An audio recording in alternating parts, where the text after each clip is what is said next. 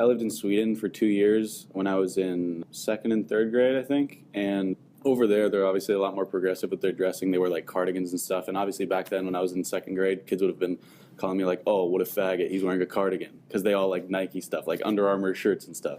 So then I came back and I was wearing like red jeans and like the cardigans and like, just whatever was cool over there. Because I was like, oh, this is cool here, it's going to be cool in the U.S.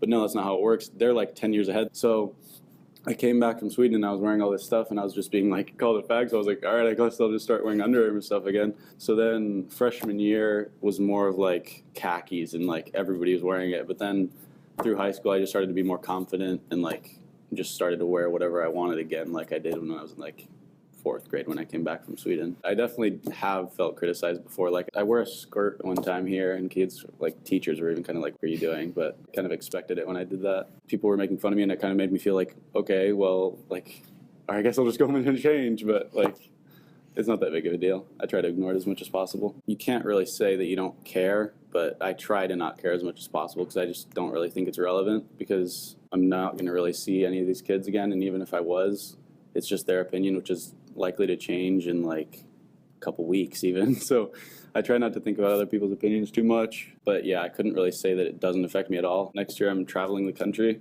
I don't really have plans to go to college at all. I'm kind of doing it as like a self-discovery kind of thing where it's like I'm going mainly to national parks. I'm traveling in my Jeep and I'm getting like a tent and stuff and I'm just going to camp out for the year in national parks and try to do like reading and writing and just kind of self-discovery and see what I really want to do because I feel like as of right now I'm pretty like, oh, I could do this, I could do that. But I feel like after a year of thinking about it, I'd be pretty set on what I want to do. I don't really think college is for me. Just waiting 4 years to get a piece of paper that tells me I'm good enough to do something doesn't really make sense to me because I don't really think I need an old white person's opinion of me to make me feel valid.